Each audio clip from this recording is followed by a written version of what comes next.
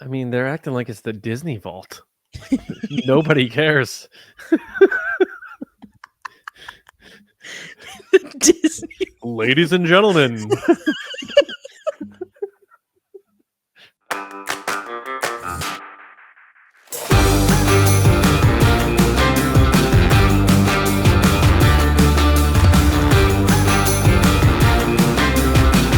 Superman trailer is so close. I can feel the wind off his cape. It's coming so soon. It's gonna be the early Christmas gift. The Superman trailer, if these reports are true. So we'll talk about it on the show today. Welcome everybody to Nerdy and Nice. This is the 27th episode of Nerdy and Nice, which launched 6 months ago almost. Yeah, May, yeah, 6 months. Yeah, so we Look are at us. rolling. We're rolling along here as nerds do. But Lacey, how we doing? Good. It made me think of the Paul Rudd meme. Like, look at us. Who'd have thought? Not me. Yeah. No, me. but no. I'm really proud. You know, there's a statistic that most podcasts don't last, I think, past like the third episode or something like that. So man, we're doing the thing. And this has been so fun to talk about things outside of Star Wars. Not that I don't love Star Wars, of course, but it's just fun also looking for things to talk about throughout the week. Like you and I send each other stories and trailers and stuff. And it's always interesting to see what each other find. It's like a little scavenger hunt. Yeah, and it just opens up the pool of things to talk about. And it's fun to bounce around. And before we get into our warm-up stories, speaking of bouncing around to weird stories, or funny stories, but we have to tell people that we launched our new website. So TRB has a new website. Obviously, Nerdy and Nice and the Resistance broadcast are under that banner. But we have new merch, and for the first time ever, we have Nerdy and Nice merch. Kicking it off with our Nerdy and Nice logo pocket T-shirt. So if you're watching on the video version, you could see it there in the top right. We also have our brand new Resistance broadcast merch for our upcoming show that's going to be focused on the Skeleton Crew, which is called Galactic Goonies. And I think what I love most about the Galactic Goonies thing is it can live beyond that show because it's just like a cool phrase. It's like an identity. I'm a Goonie in Star Wars type of thing. And we have our brand new TRB logo. So go check it out. TRB Podcasts. It is live. It is launched. People are already buying our new hats, shirts, and we appreciate all the support. And also you being a walking billboard for us. You know, that's a really big deal. More than that, it was something that you guys have been asking for, which we always love to put time and effort into, is things that you're like, please, please, please do this. Like, we take the feedback genuinely. We want to provide you guys with a good experience and have you be a part of our community. So I think it's a really fun way to celebrate that, because I know I'm pumped for the merch myself, and John and I are so excited to get our own stuff. We have so many plans and designs we're working on that are going to come. You know, each month we're going to try to do something new on there. So it's always kind of refreshing. We're going to do limited edition stuff, like Galactic Goonies will only be able to be picked up during Skeleton Crew. So once that's over, it's gone. Doing interesting, unique designs like the Nerdy and Nice pocket tee. John was like, a pocket tee? And I was like, I don't know. It's just different. It looked cool. I liked it. It's a cool color. But beyond merchandise, it is our main website now. So you'll see over the next few months stuff populating on there of like original content, updates from us, partnerships, special deals with people that we work with. Stuff like that will all be on there in one place, in a hub, central hub, if you will, so that you can get writing again too. Well, you will. Yeah, I've been pushing you to do it. So guys, it's working. The nagging is working, and John is about to start writing again, which is really cool, about not just Star Wars, about everything, anything. So yeah, we're going to have a blog on there, articles, stuff like that. So definitely check it out. trbpodcast.com. Yeah. And for everyone who supports us on Patreon, that's still there, and we're still doing that, and we're making updates for that as well. So patreon.com/TRB podcasts. That support means a great deal. So thank you. But let's get into this warm up here. So, Lacey, you sent this to me, so why don't you set it up on the resurgence of the Lohan? I feel like this is happening specifically for me. I love Lindsay Lohan. Oh. I have always loved Lindsay Lohan. I am a huge fan of hers ever since, you know, she's around our age, or is she my age? I think she might be a year older. She's 38. Okay, so she's like a year or two older. That's fine.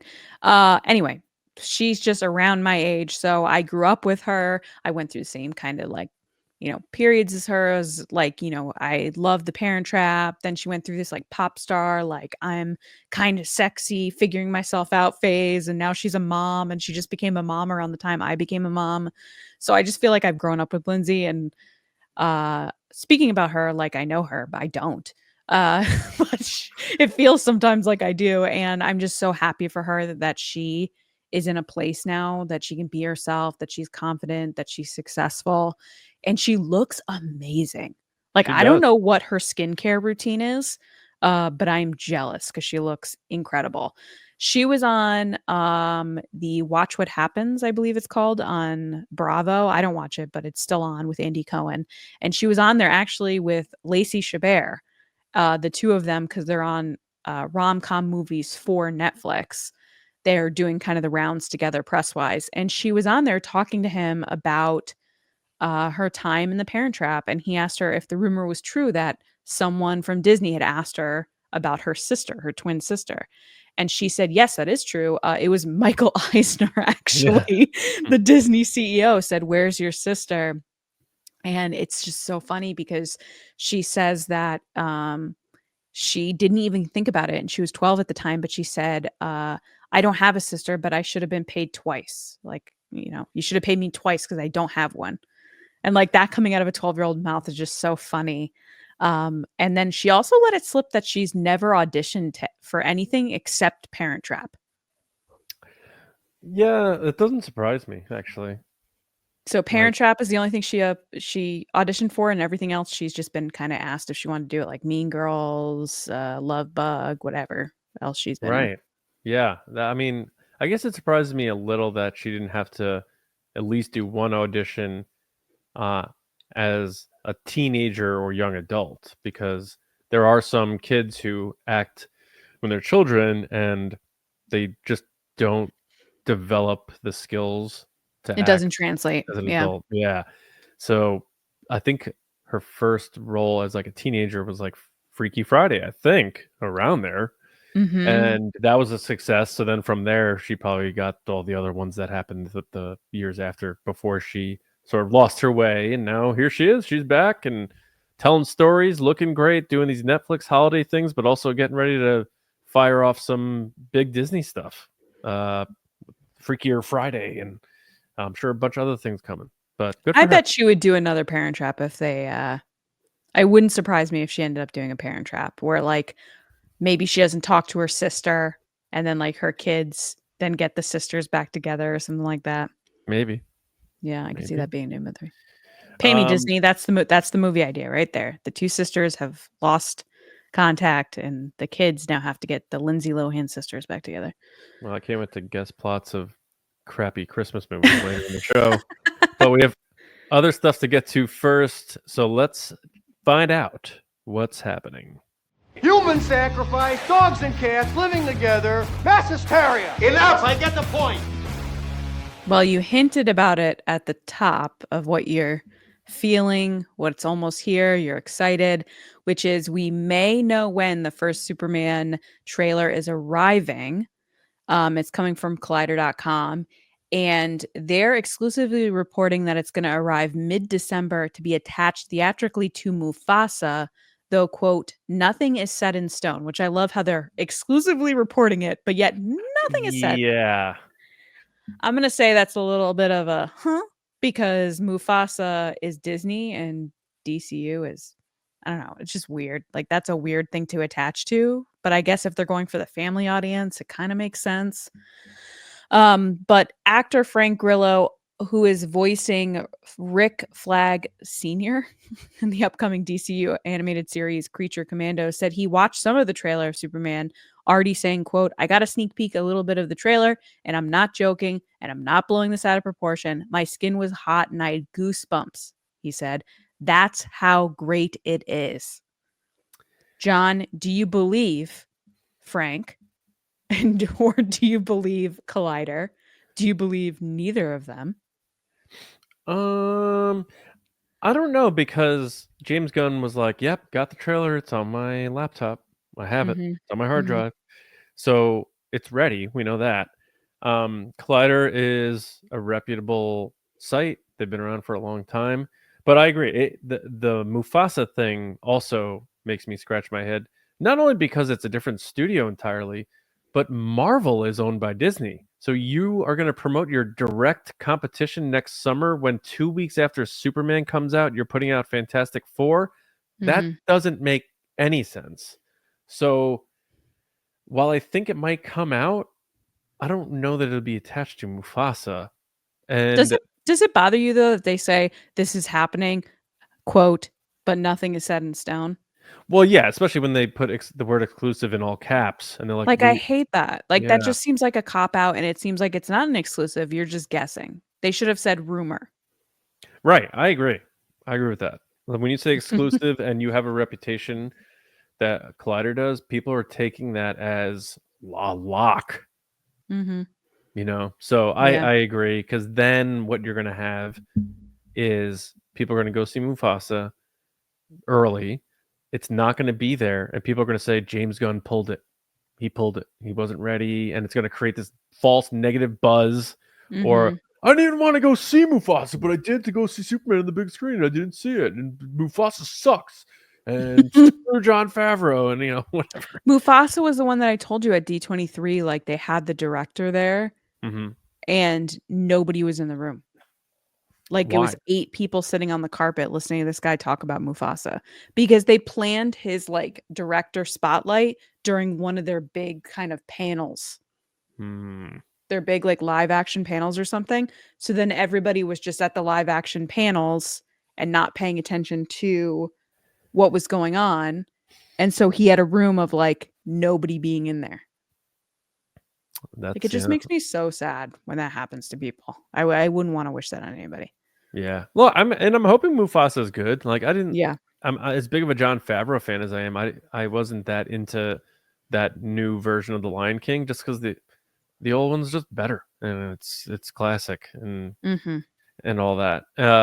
So, but I hope this is good. I'm sure my kids wouldn't mind checking it out as they get into this stuff.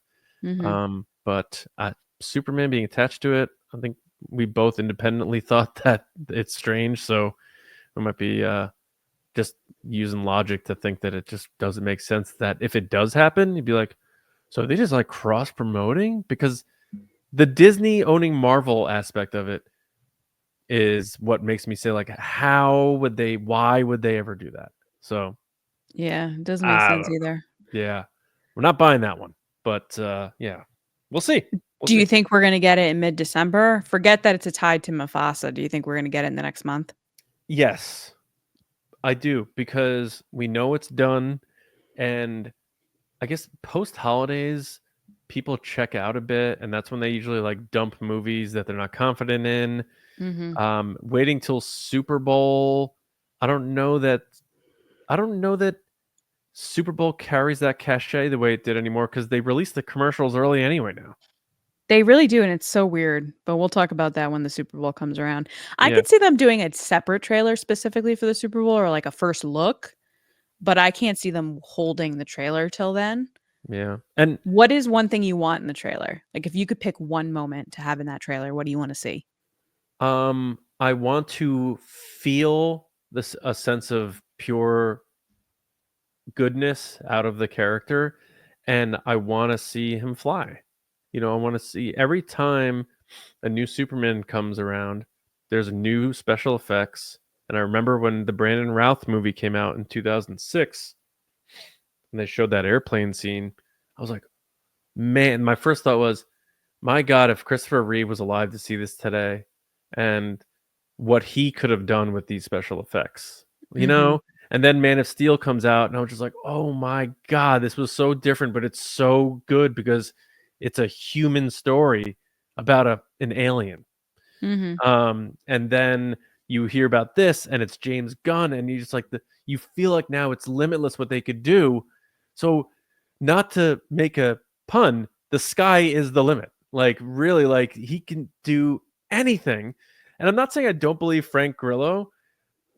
But he literally works for DC as an actor, so he's not going to be like, I saw the trailer, guys, and But so I still got to wait to see. But I believe he believes this. I'm trying not to overhype myself, but it's like I'm at the point now, Lacey, where I was with Top Gun Maverick, where I was like, this is going to be incredible. It's going to be so good. But you were right with Top Gun. I was right. So it's usually a bad idea to do that. But at this point, I can't lie to myself. I am super hyped. What are you looking forward to? Because you have not watched all the Superman movies, but you are. You learned that about me on Patreon. I have watched Superman Returns, and that is it. Yeah, and maybe we do a Superman movie on Patreon or something. But maybe we should. I'm excited to see what the trailer is. I like David Cornsweet from other stuff he's been in, and he seems like a really fun guy. Like he seems like a nice actor from what people have worked with him have said. I liked seeing clips of him behind the scenes on Twisters that made the rounds on social media. I am interested in this project mostly because it seems like James Gunn's dream project. Like he did Guardians and that was like his baby, and I get that. And Suicide Squad, he loved doing that and all these other things, but it just feels like Superman is like the project for him. Like he's like, this is it. This is my legacy, is this project. So when you get that feeling from something, you just want to see what it's all about, because you know that like nothing is going to top this for them. I don't think anything he does is going to top this movie. I mean, and he hopes so, because it's supposed to be the launching pad of DC, and Batman, he revealed recently, is not anytime soon. We had the Matt Reeves Batman stuff, which is coming off the heels of the monumental success of the Penguin. So now that movie's set up in a huge way, the Robert Pattinson one. But the DCU canon Batman is still a few years away. They're pushing Glenn Powell for that online. People really want Glenn Powell to make that. Yeah, we'll see. Yeah. I'm always excited about that. Sort of like we were talking about the James Bond casting, like learning about the next Batman is sort of right up there, you know. I wouldn't mind Glenn Powell though. I wouldn't mind that. We are going to talk about him soon, right? I was going to say, speaking of Glenn Powell, which for those of you that know, we're quite fans of him here. The next big story this week is that Samuel L. Jackson and Emma McKay, is it McKee? Mackie? Oh, is it Mackie? Yeah, I don't think there's a capital in the middle. You're right. McKay? It's Emma McKay. Anyway, Emma Mackey to star opposite Glenn Powell in J.J. Abrams' mystery movie. So the past few months we have brought up J.J. Abrams' mystery movie, which seems to be kind of falling into place. They're saying it's going to be like his kind of Spielberg moment, his kind of personal passion project, if you will, for what he has been kind of shopping around. He's been very silent after The Rise of Skywalker, it seems like, in show business. And this is going to be his big next thing. And the fact that he picked Glenn Powell for this, to me, is like, you're getting the biggest star right now. One of the biggest stars, up and coming new generation of actors, stars who like can't miss. Glenn Powell can't miss right now. You're getting him to lead it. Like he turned down Jurassic World to probably do this movie. Yeah. And you're getting a name like Samuel L. Jackson to sign on. Like it's legit. Now I know Samuel L. Jackson has been tied to other stuff like Snakes on a Plane. Like I get it. I understand. But he still comes with a reputation of making good choices. He was Nick Fury in The Avengers. He knows the power of a big blockbuster. I'm going to assume that Emma Mackey is going to be the love interest of this film. What are your thoughts, John? Well, no surprise. I love J.J. Abrams. Gonna always, be interested and support what that guy's doing. So hearing that he's making a new movie is, I'm in. And then you hear Glenn Powell is on board, and you made a great point with the Jurassic World where he turned that down.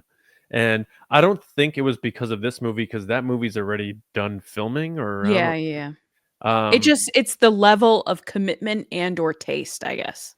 Yeah, exactly. So yeah, Glenn Powell, there was an interview with him, and how he was talking about how he goes about choosing movies, and he has this he gets it in a way that I always thought about, characters in movies. And we're going to talk about this exact example with the Scream story in a little bit. He doesn't want to be in a sequel or be in something that's big and have his character be not memorable. He wants his character to be a character that people dress up for in Halloween. Like, he wants a montage one day of Glenn Powell characters. It's not just like, oh, it's Glenn Powell in the Tornado movie. It's like, no, I remember that specific character because he was like this and he had this. It's Tyler, yeah. And which he could do that just with Hitman, by the way. Right. He already got his montage with one movie. So he signs on for a JJ project, and then you have Emma Mackey, who won a Rising Star Award at BAFTA or something a year ago, and then you add Samuel L. Jackson, who is a legend already. It's like he takes Rising Star, someone who is the biggest star right now, and someone who's a legend, and he's got like a trinity of awesomeness right there. And we know that J.J. Abrams, whatever you want to say about him, he always casts very well. Like he Daisy Ridley. Now look at her. And John, and she loves JJ, and I'm sure she would love to work with him again. He's always good at that. He's always good at telling a story. I know people have issues with his endings, but look at Super 8 and how good that movie is. And that has a very fantastical Spielberg spirit to it. And this is a mystery. We don't know much else beyond it. But because of all these reasons we just talked about, I'm very interested. Absolutely interested. Once we find out what it is, I can gauge better. But everything so far I'm hearing, I'm getting excited at the idea of what this might be. If there's romance, I'm in. I mean, I'm already in because it's JJ and it's Glenn Powell. But if there's romance involved, I am even more involved. And we could probably do a fake exclusive report and say Greg Grunberg is going to be cast in this movie. Oh my God. Greg, come on the show, man. Where you been? I have a Costco membership now. Maybe sometime we can hang out in Costco. He still owes us a visit on TRB to tell us what J.J. Abrams thought of my impression of him. He does. Imagine if he has a recording from JJ on his voicemail. I mean, that'd be amazing, but he probably ultimately forgot. So we may have to show it to him again or something. But I hope he did show it to him. We'll see. Anyway, what else we got? So more casting news this week. Scream 7, Isabel May is in talks to join Neve Campbell in the latest installment of the horror franchise. This franchise has kind of been all over the place. I feel like the last one, people really enjoyed it with the New York one with Jenna Ortega and stuff. But, there has been issues with the cast where people got fired from it, and now they're trying to figure out where it goes next. You're the bigger Scream fan than me. I've never even seen Scream, to be honest. I know the plot of it. I know who's in what movie for the sake of news, but I don't know anything about where the story is at this point. What do you feel about this casting, and do you think they need more Screams? Are you going to see it? Do you think it's ended? Because I thought the last one, everyone said ended in a good spot. No, you didn't. No. Okay, you're making a face for audio people. He's making a face that says no.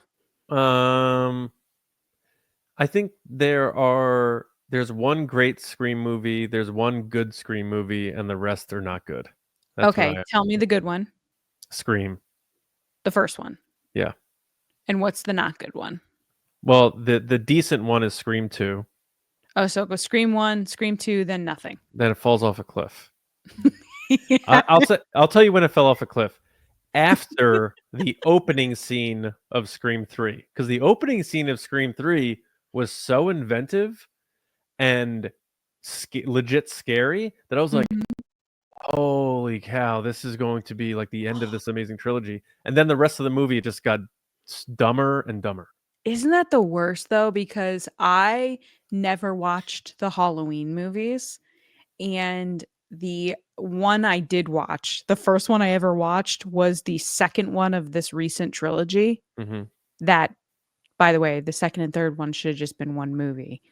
We've talked about that offline, but that opening scene with all the firefighters and everything was intense, was insane. I was like, oh my God, I get why people like this movie. Like, this is crazy. And then, like you said, it's like all of a sudden they just like stopped writing.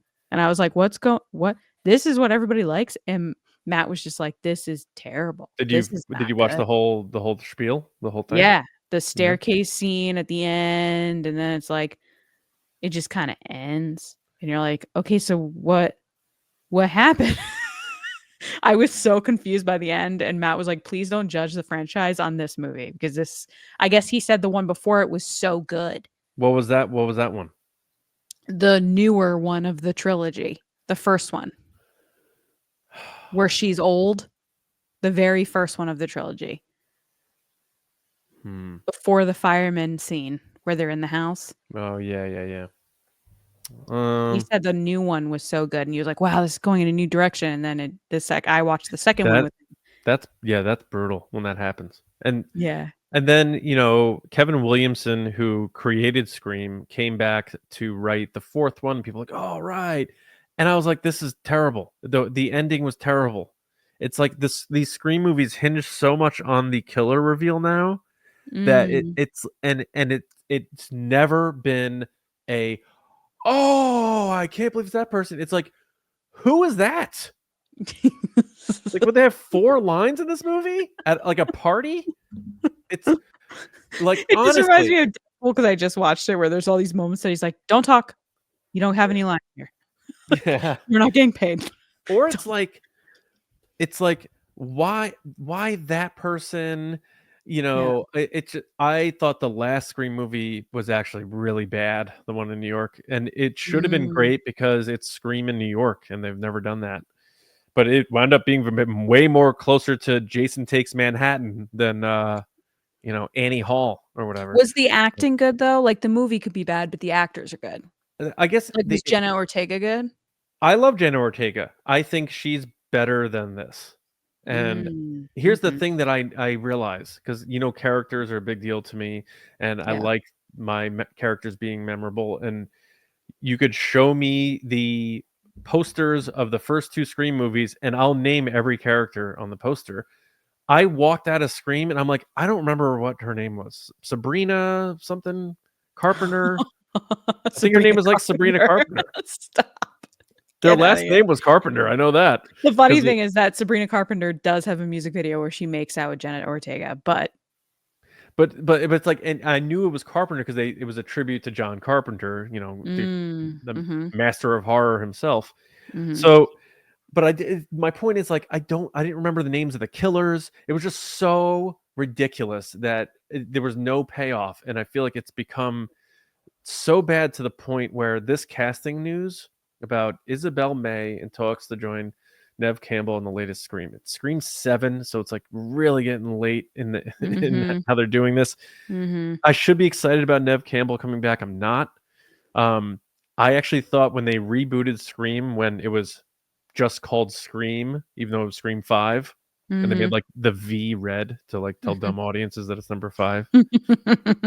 That what they should have done was, hot take, kill Sidney Prescott in the first scene of that movie. Because then it erases it, like, it gets rid of the old like baggage, basically. And also, all bets are off. You're killing Jamie Lee Curtis in the first scene, and it's not a bad Halloween movie like Halloween Resurrection. It's like, holy cow, anybody can go at this point. Dewey, Gale, who knows? But they don't do that. And she keeps living on, and for whatever reason, she keeps coming back, and it just makes less and less sense. And now this girl's going to play her daughter. And here's my suggestion for Scream. If you want to send it, send it. And by that, I mean, make her daughter the killer and finally murder this franchise, because that's exactly what it needs at this point. I'm surprised they're still making them, but they must be making money. And That's I love Scream. Yeah. But it's like people watch it for the mystery to find out who the killer is, and the movie's never as good as that point. And the first Scream was great from the very first scene, which is one of the greatest scenes in movie history, in my opinion. What, the Drew Barrymore scene? To the very clever reveal at the end. Yeah.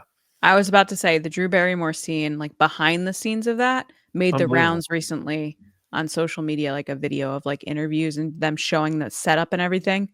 And it was so crazy because it's like she was like a big kind of child star to adult actor, up and coming type thing. And there she was getting murdered in the first scene. Exactly. She was like the biggest star in that cast. She's on the poster. Yeah. No, that's why I thought if they did that with Neve Campbell in the reboot, it would have the same cachet. Like, like everyone probably thought Drew Barrymore was going to be Final Girl when Scream was coming out. You know, she was the biggest name. She's attractive. She's popular, and not the case. But yeah, the one cool thing about that was they didn't let her meet the voice actor guy, so she couldn't put a face to it, and it added to like her fear, which I thought was a good idea by Wes Craven. But anyway, I could talk about Scream forever, but not these new ones. I look, I hope they make the greatest Scream movie ever. Kevin Williamson is directing it. He's the guy who created it, so he's coming back again. But it's like the famous line by President George W. Bush: "You fool me once, you can't get fooled again." And I love when he botched that phrase. It just makes me think, were you quoting an actual quote from George Bush? He was trying to do the fool me once, shame on me. Yes. Twice, it makes shame on you, fool me twice, shame on me. The funny thing is it reminds me of Will Ferrell playing him, because he plays him so well in his impression that it sounds like something that version would say, even though it actually exactly said it. Yeah. And I just got it mixed up too. But he knew, like, that's one of the best clips ever, because he knew he was effed and he just kept going for it. Going for it. Oh man. You know who is going for it? You have no thoughts on Scream? None? I don't. I really don't. So speaking of someone I do have thoughts on who is going for it, is Bob Odenkirk, who's back with Nobody 2. And they released some details via Empire about the film. So it has the director Timo Tjahjanto. Oh my God. I'm so sorry, Timo. Anyway, he's doing Nobody 2. And they said, quote, "It's going to get messy." He said, "Now that he's back in the full throttle, how does his family react to the beast?" He teases. "You'll see a lot of questions that fathers and husbands ask. How do they react to this other side of me who's constantly hustling and working for the family? It's going to be quite a journey. We do away with the whole drab, gloomy factory warehouse feel of the first film and make it much more summery and colorful." Then goes on to say something about Sharon Stone, who I believe is playing the new villain. Yep, she's stepping into the villain. Her performance reminds me a lot of Ben Kingsley in Sexy Beast. She's definitely an alpha female. She doesn't take shit from anybody. Sorry for swearing. This is a villain that is unique, and she's making the character completely bat-ass crazy. I loved Nobody, the first one. It was a movie that completely caught me off guard. It's not something I normally watch. Matt was like, "I've heard great things. Let's watch it." He loves Better Call Saul, so that's why we watched it. I fell in love with Bob Odenkirk. I thought he was amazing. Then I got into the whole behind the scenes stuff with that, where he did his own stunts and he was all about it. And I loved the way they handled, I'm blanking on his name from Back to the Future.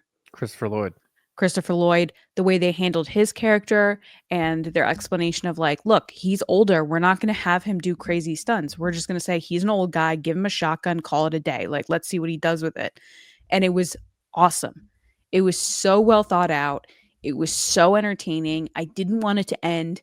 So I was hoping they'd make a second one. And the fact that they are, and they're saying it's going to get messy and it's going to be crazy. And they're bringing in Sharon Stone, who's like a legend in her own right. I love that Bob is going up against a female villain. I think it's amazing because it's just like changes the playing field, so to speak. Like, it just makes it different compared to the first one. But man, it's going to be very amusing seeing him either fight her or kill her, because one of them's got to come out on top. And it's probably going to be Bob's character. Yeah, I agree. It's like sort of like a modern day Die Hard, because you have this sort of regular guy. Like, he's not Arnold Schwarzenegger. He's not all ripped up, shredded up. He's not 6'5", but he's still kicking ass. And it's like there's people root for those types of characters, those regular looking dudes who, are in a situation where you're like, man, if I was ever in the situation in real life, I would love to just kick all those guys' asses and stuff. And it's like, he does that. And we get to like sort of live vicariously through that. So that's why this works. And it's going to be low budget. They filmed over 7 weeks in Winnipeg, I believe. So it's going to probably be profitable because it's coming off the heels of a very surprise hit. It doesn't it feel like John Wick, where like Keanu Reeves just made this movie because he wanted to do it. It just felt like he was making another action movie, and it just exploded. Yeah, and now it's a legit. He was like up for awards, wasn't he? Wasn't he up for awards with this one? I don't know. Or was it Better Call? I know Better Call Saul. He was definitely Better Call Saul for sure. Maybe this too. But it's like, then this did the same exact thing. Came out of nowhere, blew up, and now you look at the cast list. Not only you got Sharon Stone as the villain, which is awesome. Chris Pine is on the call sheet in an undisclosed role. Chris Pine is just popping in here. You still He's been popping up a lot lately. Yeah, you still have Connie Nielsen, who's going to be in Gladiator 2. Christopher Lloyd's back. Michael Ironside's back. It's very interesting, and I love that they essentially told us we're going to be bigger. It's almost like we were talking about Squid Game 2. It's like that blew up, and now it's time to raise the stakes. And as long as they keep the same spirit, it'll be really good. But if they try to do too much to match the budget, I think it's gonna be a mistake. But I hope they keep it simple, keep it streamlined, and I'm down to check it out. I think it's gonna be a hit. Yeah, I think so too. I can't wait to watch it. Man, I loved it. I gotta go watch it again. I loved this movie. I do too. It was just really, really good. Yeah. And I love the details of them talking about how, of the director talking about how once the beast has been released, you can't put it back in the cage. Because when you think of movies like True Lies and stuff, you see it once all the issues are solved. That's when the movie ends. You don't see the family dealing with the repercussions after those events. Right. They just go back to life. So this now second movie is picking up at that. Like, you've seen him murder all these people. This family knows what he's capable of. So what happens now? Oh my God. I just looked this up. What? The dude who wrote Nobody also wrote John Wick. There you go. It's probably this. I did not know that. So it's like, it's the same. This guy just makes hits out of nothing. He just likes fight scenes, this guy. And he's back to co-write the second one, and Bob Odenkirk and a couple others are contributing. So that's a good sign. Good sign. And Bob Odenkirk rules. He really does. I really want him to win an award, because when someone did like a social, we talked about this last time this movie came up, but there was a social video that came out across that someone took a supercut of all the videos of him getting interviewed on the red carpet for Better Call Saul.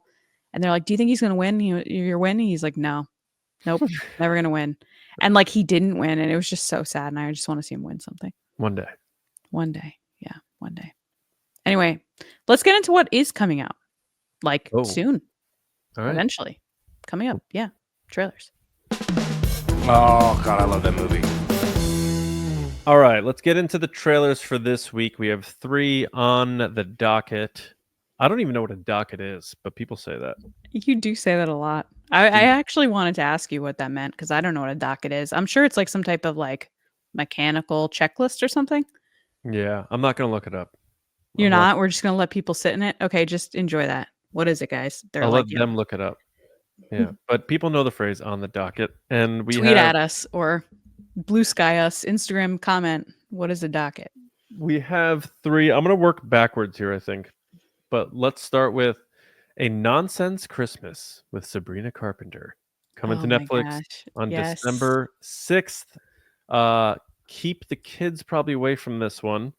But yeah, I watched the trailer. I'll be honest, I am not dialed into like her music. I know she's a monster star right now. I Like, love her. yeah, but she embraces like this sexuality and femininity, which has been, I think, gone for a while. And like Sydney Sweeney like brought it back, and now starlets are She's been showing doing up it for again. years. She's been doing it for years. She just blew up recently because she was touring with Taylor Swift. Oh yeah, that'll help. So yeah, she How kind of blew up. does Taylor Swift have podcasts as openers by any chance? She'd be like, "Yeah, Travis." I mean, she wore Travis's hat at Coachella for like his podcast. She was a walking advertisement for his hat, and like, yeah, Are people I'll done admit with that yet? People sick of that yet? I don't know. She's finishing up her tour. She just finished up the U.S. Well, Sabrina finished up her U.S. tour. Taylor Swift is now finishing up her final shows. I would not be surprised if Taylor Swift, now that we're just talking about her, ends up getting married and having a baby or something in the next year or so. All right, whatever keeps her away from my eyeballs. All right. Well, Sabrina's all over my eyeballs because she is nonstop on my feeds with her concerts. Because each concert, she wears this cute outfit. She does kind of sexual positions, which people find funny. I find them funny. She does this whole cutesy, like 1980s, 1970s act as her whole thing, like innuendos. She did this ad for Redkine, or whatever that hair product company is, where she's like, "Hi, I'm Sabrina Carpenter, and I know a lot about a good bang." And she's talking about bangs as in hair, but the entire commercial, she's talking about getting banged. That's like her thing. That's her whole, which I find hilarious. I think it's enlightening and refreshing to have a woman that's okay with being sexual and being okay in that space and having fun with it and joking about it. I think oftentimes people think that women can't joke about sex, and Sabrina Carpenter is saying, "No, I'm joking about sex. I don't care about it. It's funny. Yeah. And I'm going to be cute while I do it." And Yeah. she is. She's adorable. She's gorgeous. The other thing too is A Nonsense Christmas is a play on her song, A Nonsense Christmas. She has a song called Nonsense, where at the end of the song, she does this whole kind of like a bit about where she makes a bunch of innuendos. So that then turned into a joke song, which was A Nonsense Christmas, that she released last year at Christmas, which was a remake parody of Nonsense, but all Christmas terms. So hold on, let me look up some of the terms just so I can like give you an idea. Yeah, while you're looking it up, Yeah. I do think it's funny how, at the beginning of this, she's like, "It's not going to be such a silent night this year." I'm like, oh. Let's see. She says things. She says like, "Think I only want you under my mistletoe. I might change your contact to he has a huge North Pole. You said you like my stockings better on the floor. Boy, I've been a bad girl. I guess I'm getting coal." Wow. Looking at those presents, that's a big sack. Boy, that package is too big to gift wrap. Woke up this morning, thought I'd write a Chris smash. How quickly can you build a snowman? Think fast. Wow. Like, it's just so funny. And she goes, "And when you're coming down the chimney, ooh, it feels so good. I need that Charles Dickens." I mean, she's basically Cardi B. It's so funny, and her music is so clever, and it gets stuck in your head from like Taste to Please Please Please. Espresso was the biggest hit of the summer. It was everywhere. I wouldn't be surprised if she wins a Grammy, which she's been nominated, I think, for 5 or 6. I've never heard of that song in my life. You've heard Espresso. No? I mean, maybe like Kathleen played it, or I'm sure she did. It's been everywhere. But yeah, this special looks like just a fun little thing for, like you said, it's not for kids. She openly says that, by the way. She's like, "I'm not for children." Yeah. But people make their own choices, and that's fine. But like her little outfits, I love how she has her outfits that says like one for the girls, one for the gays. Like, Oh, did she? I didn't see. Yeah, I missed that. Yeah. Written on her outfit. She has, Chapel Roan there, Shania Twain. It looks like it's going to be a lot of fun. I didn't And even it's recognize Christmas. Shania Twain, by the way. Neither did I. I think she lightened her hair. I think she changed her face. Oh, she got plastic surgery? I didn't realize. I mean, like, if honestly, I saw a photo and it said like Shania Twain. I'm like, this is so embarrassing. These people posted a picture of a different woman, and it was no, that's Shania Twain now. So, anyway, not here to talk about that. We're here to No. talk about Pam Anderson, Oscar Who winner, is aging gracefully. Like, she is gorgeous. and the Oscar goes to Pamela Anderson. I Can you hope imagine? so, because this trailer for this new movie from a Coppola, actually, Gia Coppola, it's called The Last Showgirl, and she plays a showgirl in Vegas at the kind of decline of showgirls when they used to be kind of a big thing there, which I wonder if that's a trend. I don't really know because I'm not from Vegas. I've never been to Vegas. Is that like a trend that's been happening that people go to less showgirl type stuff? It does feel like a passe thing. Just the wardrobes and the spectacle and stuff like that. I feel like Yeah. showgirls and those sorts of things have been replaced by popular musician residencies or something. Ah, yes. I'm not a Vegas expert. You never hear about people saying like, "Oh, I went to the showgirl show" or whatever, you know? People are usually going to Spearmint and Rhino instead. No, I agree with what you're saying though, because like Adele was there, Britney had hers for a while, then Usher had Elton his, Katy John, I think. Perry, yeah, Celine Dion. So a lot Mhm. of people are coming in, and then people are seeing less stuff. Tropicana doesn't exist anymore; it's gone. This trailer, like, I don't know how good this movie's gonna be, but this was a fantastic trailer. I loved it. I really want to see this movie based on the trailer, and that doesn't happen a lot. Like, I don't watch trailers being like, "Oh, I gotta see this." But I feel like we don't say that a lot either on this show. We really don't. I think because sometimes a lot of trailers that come out, like, either don't do it justice or just so cut to a template that it just makes me not be interested. This just seems so original, so unique, and you can't look away from Pamela Anderson. Like, she's just so good I in know. everything all the shots, all the emotions, the camera's so close up to her, you feel so intimate with her. So, yeah, I will definitely be seeing this. Yeah, it looks. Yeah, I'm rooting for Pam Anderson because you know what's funny. Pam always got this bad rap because she's got the big fake boobs, the blonde hair. She was obviously Baywatch, pinup, sex tape. But she never tried to be anything she wasn't, and that's the weird thing. Yeah, if you ever over the years, like whether she was on Howard Stern or on wherever, she's a very articulate person and she knows who she is. She's smart and she is not what her image was, but she never made it seem like it was. Just people never really paid attention to it. I always thought she had more talent than what she did, but she knew how to make her money, and I understand that. But I think this is like unbelievable, and I don't think it's like one of those things where like, oh, I can't believe it now, Pamela Anderson. I'm like, go for it, Pam. I think Do she it. looks great. I'm so intrigued by everything, like the emotion she's expressing throughout this just 2-minute trailer. I was feeling for her, and I haven't even watched the movie yet. Yeah, I was like so surprised because this came out of Yeah. nowhere. I never heard of it or anything, and it's a Francis Ford Coppola's granddaughter. Like, how funny would it be if like in the same 12-month year, He dropped, what is it, Megalopolis? he puts that bomb out, Megaflopolis. and then his granddaughter directs Pamela Anderson to a friggin' Oscar. I think this is Oscar worthy. It just, even from the trailer, it breathes Oscar. She won't win because I'm sure the Academy doesn't give two craps about Pamela Anderson. But I know. Right now, Ariana Grande is in the lead for supporting actress for Wicked. That's what everybody's saying. saying that's good too. But yeah, I don't know if I'm making it to theaters for that, but I probably should because it's probably a giant spectacle. I'll go. You want to go? I don't know. I'm not for Wicked. No. It's funny because they have all these signs up for Wicked that, and I'm sorry I keep bringing it up. It's just everywhere right now. But they have signs up at all the theaters being like, "Please don't sing. Do not sing during this movie. There's other people watching this movie. Do not sing." Because they had issues with people singing in the movie.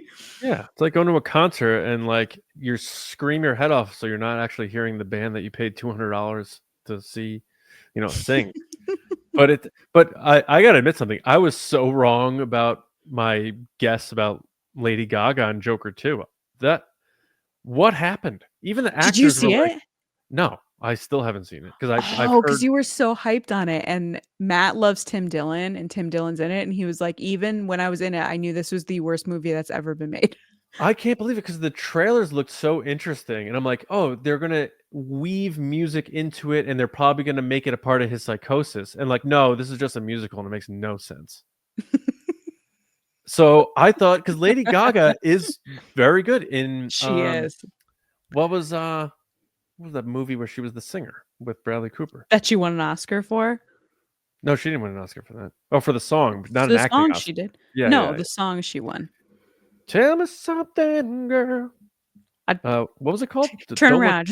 I just want to see you again. Just want to take a look at that face one more time. It's like the alternate take.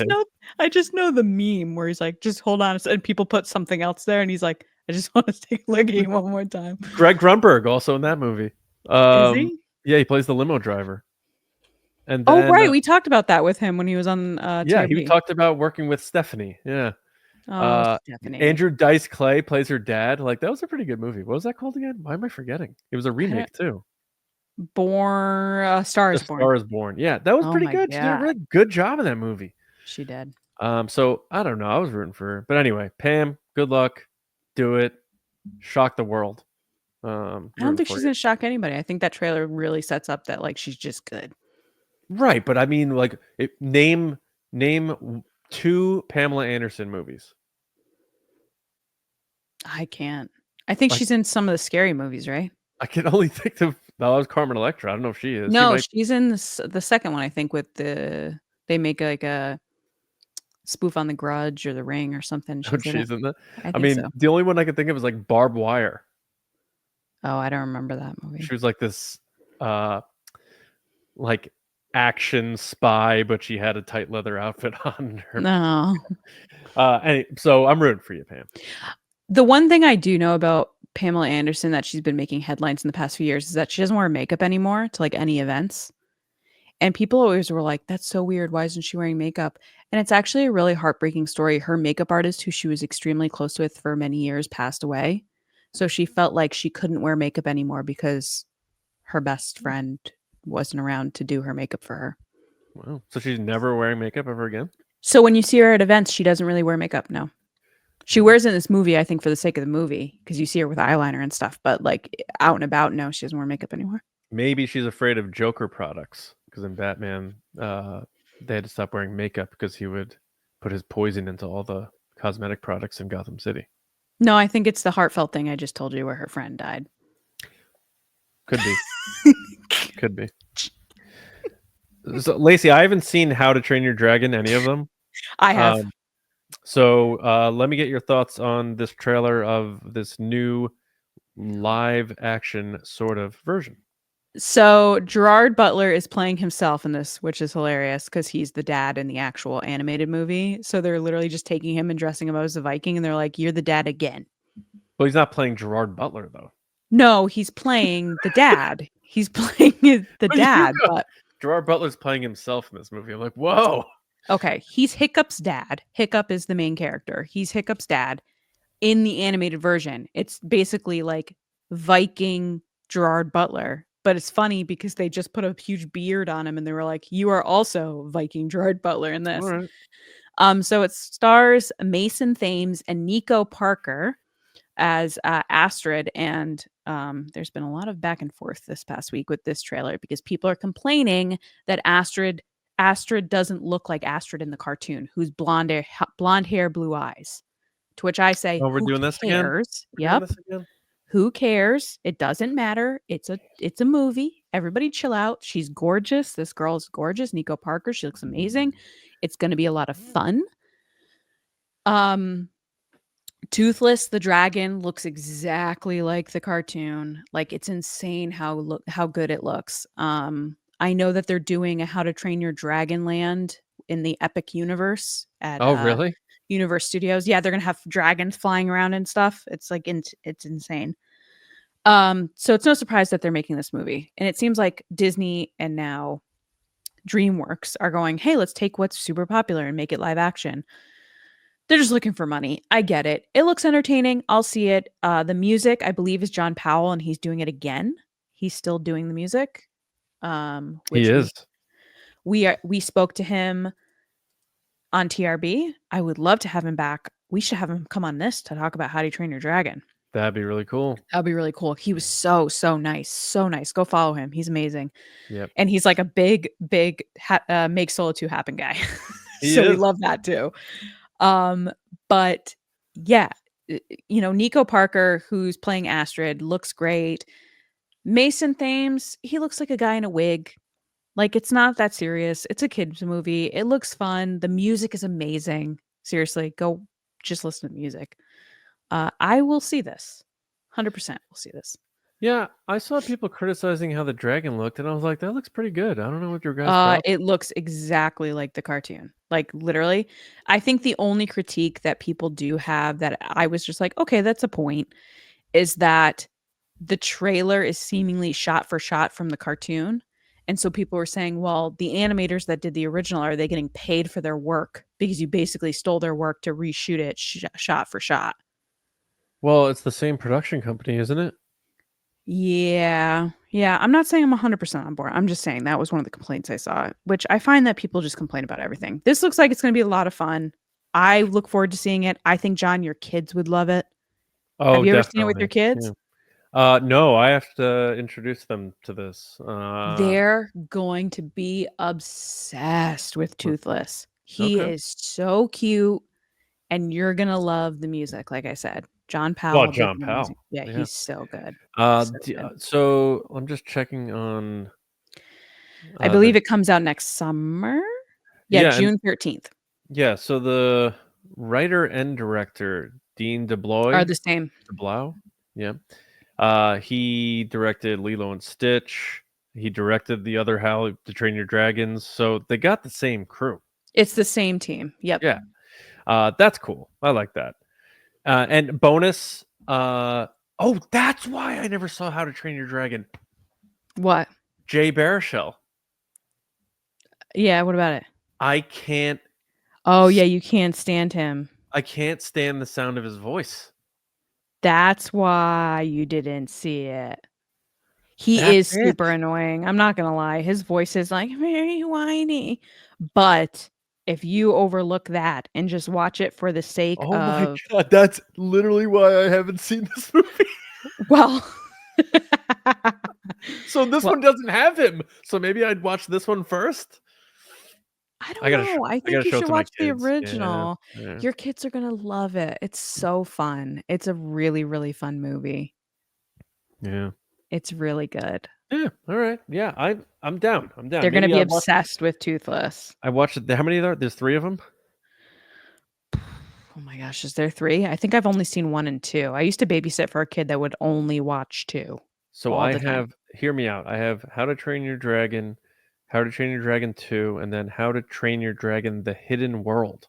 Yeah, I don't think I've seen the Hidden World one. Interesting. How much money do these movies make? Oh, around like 500 million. All right. So it's not Pixar, but the second one made 600 million. Oh.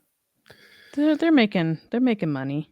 Oh, look at that. The kid in that trailer looks just like this guy with the he does haircut. Yeah. He does. I just think the wig's a little much. They just went a little hard with it, but they were trying to stay true to the source material. So maybe I watch these with my kids and then take them to go see the new one. That would be fun. I'll go with you because I loved it. Comes out in June. Yeah. All right. Yeah, I'm down. I mean, the trailer looked cool, so I don't know what people's problem was. I thought it looked fun. Looked like people like to complain. That's fantasy adventure, which is something I always like. So that's it for trailers. Now let's get into a quick round of what you're watching. We can never leave the house, and would just probably sit around all weekend and watch TV. Go on. I'll go first because I know we got the Hallmark. Speaking of nonsense, it's not Sabrina Carpenter's nonsense. It's Hallmark's nonsense. But so I started watching this it's old show now called The Shield. And my friends kept telling me to watch it because I loved Sons of Anarchy so much, and the guy who created that, this was his show before that. So it's about detectives and corrupt detectives in LA, and 2 episodes in and I'm already hooked. So I'm starting that journey. So for anybody who likes the show The Shield, let's talk about it. Johnny Hoey on Blue Sky. Definitely late to the party on that one. I think that show came out like 20 something. It was a while ago. Isn't it that bald guy, right? Michael Chiklis, yeah. Yeah. Then the 4:30 movie, which is Kevin Smith's latest movie about teenagers who are going through these weird phases in life, and this kid likes this girl, and he's trying to figure out. They're all like nerds, and he's not sure how to approach this girl, and it's centered around them trying to get into this movie theater to see this movie that's R-rated. And it wasn't one of his best, but I had an enjoyable time watching it. So if you like Kevin Smith, don't expect Clerks quality level greatness, but it was good and I had fun and I enjoyed it. So check out 4:30 movie. And then you're gonna laugh at this. I watched just the ending of Smile 2. Yeah. You didn't even watch it? Yeah. You like that? Yep. Everyone's saying that Naomi Scott gave like the performance of the year. Let me say this. You didn't watch the whole movie though. You only watched the ending. I am glad I didn't watch the whole movie after watching the ending. Everybody said that the whole movie was good. I don't like this stuff. I spoiled myself. I saw the ending. See? So what are you giving? I love how you're giving me the nth degree and you did the. But I always spoil. I thing. always spoil myself because I can't do the tension of the whole movie and I heard it's really messed up. You don't always spoil yourself because you got mad at me for accidentally spoiling things for you in the past. That's when stuff that's not crazy tense like this. Like I don't like gory stuff. Stranger Things is not intense. Well, that season was. I ruined Stranger Things for Lacey, season 4. You bring this up all the time. I told you I would never bring it up again. You keep bringing it up. This audience might not know this, so I gotta be. Gotta give them. He ruined that Eddie dies for me. Like literally, I was like 3 episodes into the season, and he was like, "Man, isn't it terrible that Eddie dies?" And I was like, "I'm sorry, what?" Because the context was you said you were watching it, and I thought that meant you watched all of it, and it was a watching is a present tense word. Writer, sir. Watching. Mm-hmm. Watching. You could have watched anyway. it. And I still haven't watched Magpie, but that's on my list. I want to watch. Okay, that. but wait, hold on. I didn't get your thoughts for the ending of Smile 2. Horrible. Horrible, like you didn't like it, or horrible, like it's stupid? Well, so to be fair, spoilers for anybody that wants to see Smile 2. Don't. Yeah, I'm not giving necessarily details. No, go for it. I've seen it. The only thing I know about the Smile movies are the absurd sporting event marketing campaigns where people are in the crowd smiling, and the ending of the first movie and the ending of the second movie. And I get the premise. I understand what it is. It's a demon. Yeah, so I watched the end of the first one, and I was like, that is messed up. It's a puppet. How cool is that, though? Did you see the behind-the-scenes footage? Yeah. It's sick. And then someone posted something on, it might have been Blue Sky, I'm not sure. They post the whole final, yeah. Yeah, and that's how I watched it. It was on TikTok. It was very enticing in what they said about it. So they lured me in. And I'm like, I'll be honest with you, I'm never going to watch this movie. I don't like anything. Like, the only horror movies I like are the slasher films. Like, which Matt doesn't like the supernatural stuff. Yeah, I don't either. No. So I watched the ending. I thought it was absurd. I'm sure the girl gives a great performance, but I don't care. Because you have someone that's a really good actress. Like Naomi Scott's really good. Mm-hmm. So then you have these women this year between her, Demi Moore, Margaret Qualley with Substance. Like they're giving these powerhouse performances for horror movies. It's been really crazy. But yeah, again, spoilers for anybody interested in Smile 2, like fast forward. Basically she kills herself. Like that's the ending. And killing herself like infects everybody in the arena because she's a pop star. So the big question is like all the creators are saying like, now what happens? You have all these people, things just keeps getting bigger and bigger. And if you look, one of the details I saw, which was interesting, is that the puppet in the first movie, the second movie is significantly bigger. So every time this thing kills something, it gets bigger. It's like getting bigger and bigger. So there's got to be an end point. But yeah. Do you think when they do Smile 3, they're going to make the E a backwards E, so it's a 3? Probably.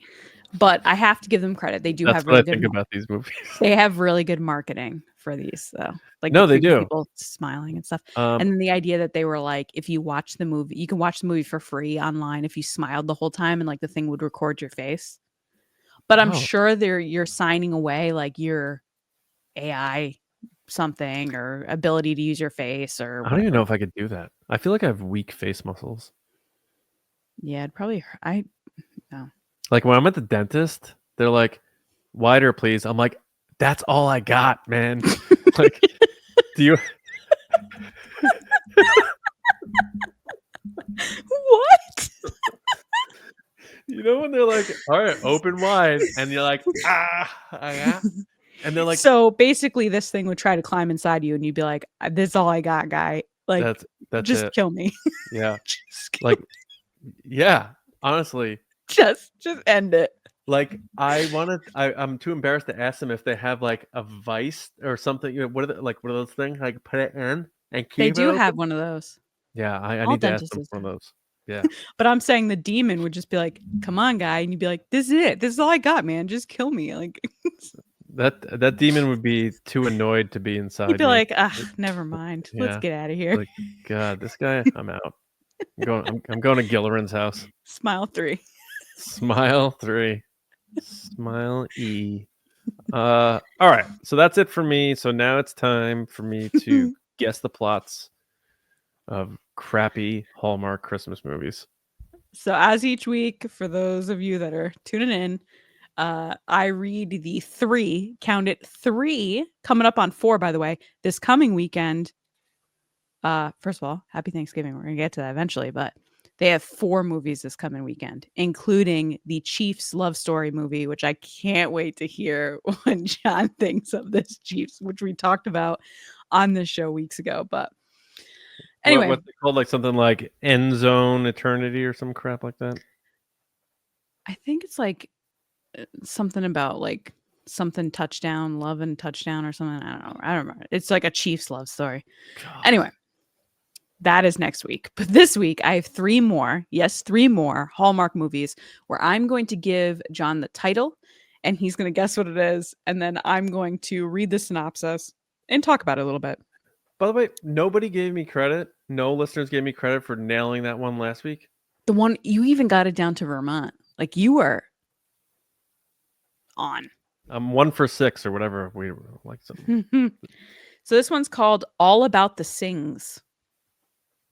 Can you spell sings, please? Oh, sorry. Christmas. Sorry, I read about. That's the page title. What? Christmas with the Sings. Can you spell sing? SINGHS. Okay, so it's a family. Can you give me a vowel? What's the country of origin? Can you use it in a sentence? It's Didn't I the do this US. bit already? Christmas with the Sings.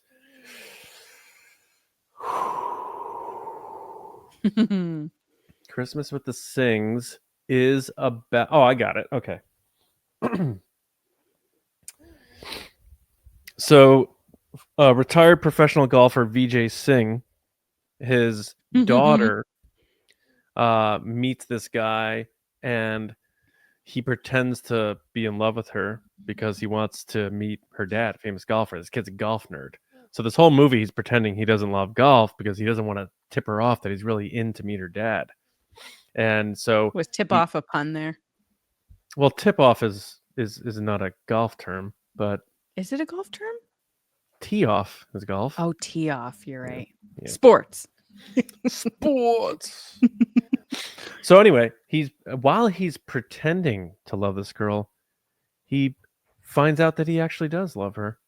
And then she says, "Do you want to meet my dad?" And he's like, "Yeah."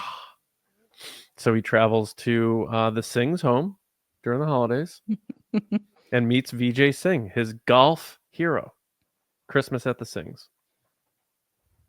Okay, that is not it at all. Dang. Nice try, though. The family thing, kind of right. All right, synopsis is for Asha Singh. Christmas is the most important time of the year, but when she's stuck working the hospital during the holidays, she wishes for some much-needed Christmas magic. Enter Jake, her former high school classmate who unexpectedly reappears in her life. After a magical year together, Jake proposes. But for their first Christmas as an engaged couple, it isn't exactly the fairy tale they imagined. When they head home for the holidays, they quickly discover their picture-perfect romance is about to get a serious reality check. Their families couldn't be more different. Juggling various holiday traditions, big personalities, cultural differences, and complicated family dynamics proves to be a challenge that they have to learn if they could bridge their two families and survive Christmas with the Sings.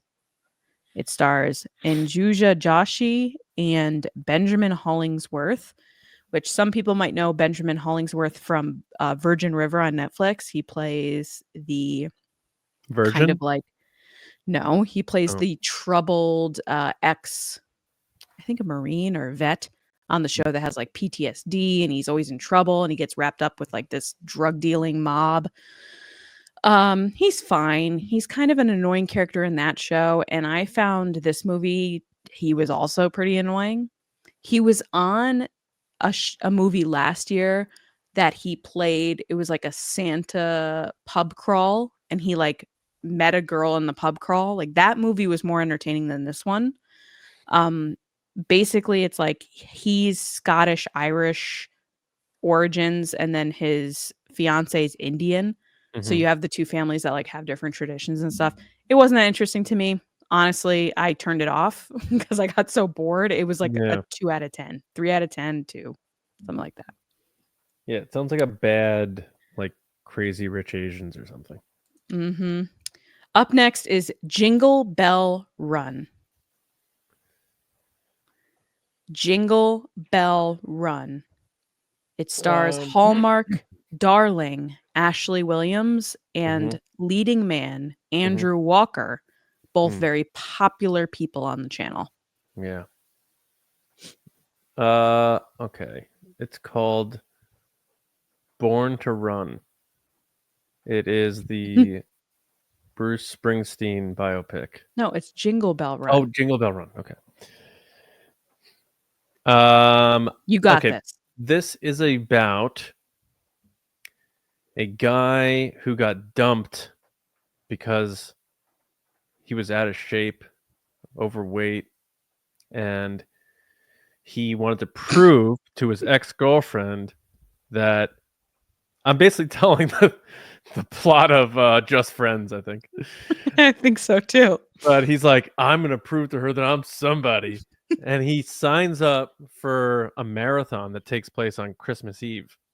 And he feels if he completes the marathon before midnight, she'll fall in love with him. So he runs. And there's a lot of jingle bells around, and they're all jingling and jangling, and he's running and ranning. And at the end of the finish line, he sees her, but he trips and falls. So she picks him up like a fireman carry because she has a very strong lower body, and she helps him cross the finish line, and then they kiss. Jingle Bell Run credits. All right. Jingle Bell Run. Avery is an unadventurous school teacher whose sister secretly signs her up for the Great Holiday Dash, a Christmas-themed reality competition where she's paired with former hockey player Wes. Despite clashing at first, Avery's puzzle-solving skills and Wes's physical prowess help them excel as they travel from city to city to compete in festival feats that have a local flavor. It's basically Amazing Race. It's not long before a real connection happens between them. When Avery overhears a conversation between Wes and a show producer, it threatens to derail their budding romance. Keeping their eyes on the prize, the duo continues to dash to the finish line, but there may be more personal adventure for them in store. I haven't seen this one yet. Guys, it's been a crazy couple weeks. It has actually turned into more of a hard thing to watch 3 movies every weekend, but especially 3 bad movies.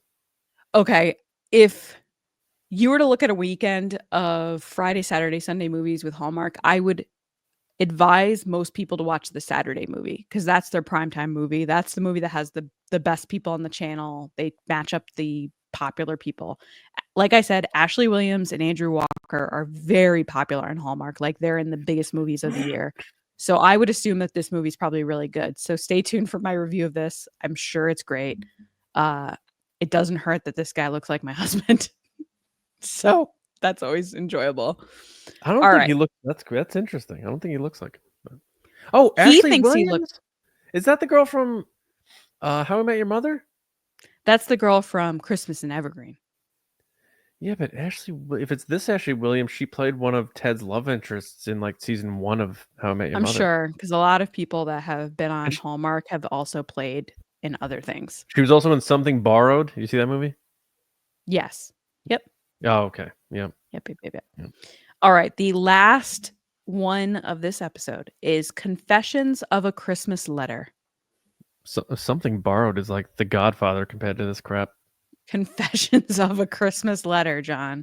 Confessions of a Christmas Letter. So, all right, this one's easy. This is a anonymous letter somebody sent to somebody that they love, and they've loved them their whole life, but they've been the friend zoned.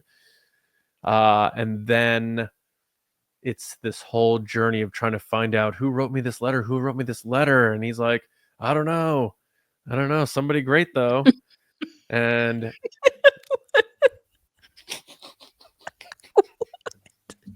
who wrote this letter? And this guy's like, I don't know. It's about Christmas. And then at the end, he shows up with his dog Brinkley, and she realizes that you got me. Oh, is that what it is? And then she finds out Brinkley! that it was Joe Fox the whole time. A confession of the Christmas letter. So this movie stars Angela Kinsley from The Office. And it is Setty Rose, a quirky family matriarch, enters her town's annual holiday letter writing contest, but needs help. So she hires struggling novelist Juan to craft the perfect letter. When a mix-up leads to the rumor that Juan is engaged to Setty's daughter, Lily, the whole family scrambles to keep up the charade. As Juan bonds with Roses and overcomes his writer's block, Setty learns that embracing her imperfect family is truly what makes her story special. This is also one I haven't seen yet. Are you going to watch this? I have to watch them all, John. I said I was going to do it. I'm going to follow through. I just haven't had the chance yet. You can just say you did and tell people you did. I'm not going to lie. I got to really watch it. I got to really watch these. That being said, they only play them at certain times. So you have to mark it in their app of like when you want to watch it. And it sends you an alert being like, hey, in 10 minutes, this movie's going to be on. Like you can't watch them on demand. You have to watch them within 3 days on demand on Peacock. And that if you don't watch it within the 3 days, it goes away and you have to find it when it comes back on. I mean, they're acting like it's the Disney Vault. Nobody cares. Disney. Ladies and gentlemen.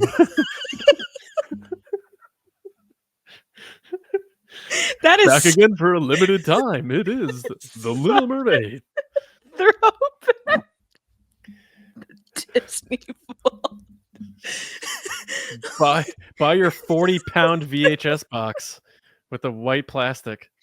Do you remember the like graphic that was like shook, shook, shook, shook, shook, shook? Yeah. Like some old man's going down to the vaults. It's like, we must put out the VHS. Coming soon to Disney Home Video. Like, Herbie's at it again. No, it was usually like, I don't know, like one of the cat movies or like something from the 60s, like Dalmatians is back. Yeah, the Shaggy Dog Part 2. Coming from the vault for a limited time. Coming soon to Buena Vista Television. Jeez. I think, I don't know if this is true, but I'm pretty sure Buena Vista Distribution is owned by Mary-Kate and Ashley Olsen. And like that's where they make the majority of their money is from Buena Vista. I got to look that up right now. I'm pretty sure that's true. And if because if you look at Buena Vista and like what they're responsible for, it's like a lot of stuff. Aren't the Olsen twins worth like $10 billion? They were. Like, can't they just write a check to cure Dave Coulier's cancer? What? Oh, yes. Joey from Full House, he has cancer. That's right. I didn't mean to laugh. That was No, mean. it's such a yeah, it's a bummer. And then like John Stamos like wore a bald cap. People were so mad about that. But the funniest part is, it's like, like after, like when he said goodbye to him, he went to his car and he ripped it off his head and threw it in the back seat. Oh, And jeez. and his bald cap, like it's so John Stamos of him, 0 wrinkles on the bald cap. It's the most John Stamos bald cap. And he got a tone to his skin tone. Oh my Like God. he had his assistant custom make him a bald cap because he didn't have the sack to shave his beautiful Uncle Jesse hair for his buddy. What a weird! I bet, like, if you look at David Coulier's face there, and I'm sure he's would never say this, but I'm just trying to like make light of like the situation because he would. But he looks like, is this guy effing kidding me right now with this bald cap? He does look a little like that. Yeah. And it is a bummer too, because like I'm not trying to like bring the end of the pod down though, but like I was just thinking the other day, like Bob Saget died in such a weird way. It's just like so sad because I grew up watching these guys, and on Full House. So I hope Dave Coulier pulls out. I think I made up that Mary-Kate and Ashley Olsen thing, by the way. I'm looking it up. Oh, look at you! How irresponsible! I thought that they did own. Oh, they own Dual Star. What's Dual Star? I don't know. It's not Buena Vista. I thought it was Buena Vista. Yeah, it's Dual Star. Whatever. Is it Vista? Buena Vista. All right. Anyway, yes, I agree with the Stamos thing. It was very weird, and I don't blame people for being weirded out about it because it's I like John Stamos too, but he could just come out and say, "Hey, I'm making a donation in your honor." Like that's all he had to do. Like the bald cap just seemed like I'm putting a black square on my Instagram. The only thing, because I don't have context, is if it was Dave's idea. If that was his idea and that makes him laugh, fine. Oh my God, he had him do it, and then he's getting all this backlash, and Dave's like, I'm really sorry, man. Stamos is like, you gotta be kidding me. Have mercy. Have mercy. All right. This is the longest episode of all time. Yes, anyway. Let's get out of here. Put it in the Disney vault. Put it in the vault. We'll release it in 20 years. The richest cat in the world coming to VHS on the computer that wore tennis shoes. Watch Kurt Russell when he was 14. All right. It's not that voice though. It's like the coming soon. It's like a deeper voice. Yeah, I know. It's not like a hello voice. Hi. But isn't it funnier though? Look, you got me because I knew exactly what you were talking about. All right. Thank you all so much for listening. If you listen to the end of the show, you got the payoff when things got silly. Like an hour ago, we were like, yeah, I'm just really proud for Pamela Anderson. She's just and now we're like, coming soon, barbed wire out of the vaults, coming back to VHS. Watch Pamela Anderson bounce all over your television screen. All right. Make sure you're all subscribed to Nerdy and Nice on your favorite podcast app, or of course, youtube.com/@TRB podcast. Check out the shop, trbpodcast.com. Our videos are also there. So if you want to like one-stop shop it, that's cool too. More updates to come. But the first wave of merch is out there. And for you Star Wars fans, the Galactic Goonie stuff, ready to roll. And of course, our first ever Nerdy and Nice shirt. So check it out. We appreciate the support. Enjoy the merch, enjoy the apparel, and thank you. And social media, Nerdy and Nice Pod, Blue Sky, all others, Nerdy and Nice Pod. And of course, the Resistance Broadcast, our Star Wars podcast, TRB Podcasts. We'll be back with you on that show Wednesday, Thanksgiving Eve, for our final TRB of 2024, because the following week, we start talking about Skeleton Crew, the new Star Wars show, on our show Galactic Goonies. So yes, a big shout out to our movie star generals and spice runners, Silver Screen Spice Runners. The generals: Carmelo, John Risi, Jenna Rosewater, Frank Grande, Nick Kratz, Chris Morales, Brian Smith, Dani, Mike Romori, Brendan McLaughlin, Sneaky Zebra, Dave Hornack, Jolton Jedi DiMaggio, Colin Cormier, Stephen Garrow, and Sachi. And the Spice Runners: David Probus, Neil Shaw, Kendall Gelner, Andrew Staley, Jeremy Myers, and the Fort Worthian. And however you support us, whether it's Nerdy and Nice, TRB, both, Patreon, you buy a shirt, you say hi to us at a convention. Thank you. It means a lot, and we can't do it without your support, because I'll break the fourth wall. Before I came down tonight, didn't feel like podcasting, and doing this for a few hours has put me in a better mood. So thank you all for hanging with us. Put that mood right in the Disney vault. Right in the vault, and keep it right there forever. Oh boy. Lacey, where can people find you? People can find me on social media at Lacey Gilleran, including Blue Sky, Threads, whatever thing people are on now. Including Twitter's dead. It's over. I'm just saying, like, those are the new things people are going to. So people have been asking if I'm on there. I am on there. I'm also on TikTok at It's Lacey Gilleran. Make sure to follow Nerdy and Nice Pod on everything, and TRB Podcast and everything. Leave reviews. Let us know how we're doing. Get ready, because we have a ton of stuff that we've been working on. We're so excited, and thank you all for your support so far of the new website and everything. That was a lot of late nights of talking and figuring out what our next steps are, because, you know, John says this all the time, this is not our full-time job. We do this for fun. We have a great time doing it. We've built this amazing community for over 7 years. We're really excited to see where it goes next. And this is just kind of the next steps, I guess. Also, if you are interested in joining our Patreon this Wednesday, I keep forgetting, this Wednesday, for our Thanksgiving evening of things we're doing. One of them is Friendsgiving, where we'll have a call with everybody from our Admiral tiers and up. So you get to chat with us for an hour to 90 minutes, and we all have a good time, have a drink, chat together, and just celebrate, you know, the past few months and basically the year of what we've all kind of accomplished together and what we're loving, and just have a good time. We usually play some games and stuff. It's really fun. So thanks again for everything. This is the last episode before Thanksgiving, so I just want to say that I'm thankful for everyone that supported the show, that's been here, that's shared it, that's talked about it, that's laughed with us. I will not be putting that in the vault. I will be keeping that. So thank you guys so much, and have a wonderful holiday. We are thankful for you. Agreed. Ditto all that. And I know you're probably like, end this show so I can listen to whatever podcast you listen to after this. But they probably go right into TRB. Right into it. Yeah, Johnny Hoey on Blue Sky. That's pretty much where I'm gonna be doing that stuff. And my other movie, my movie podcast, Just Like the Movies. We just put an episode on Mallrats. Check that out. And yeah, everything Lacey said. Thank you all so much. Hope you have a wonderful Thanksgiving. And we will see you next time. So until then, see you around, kids.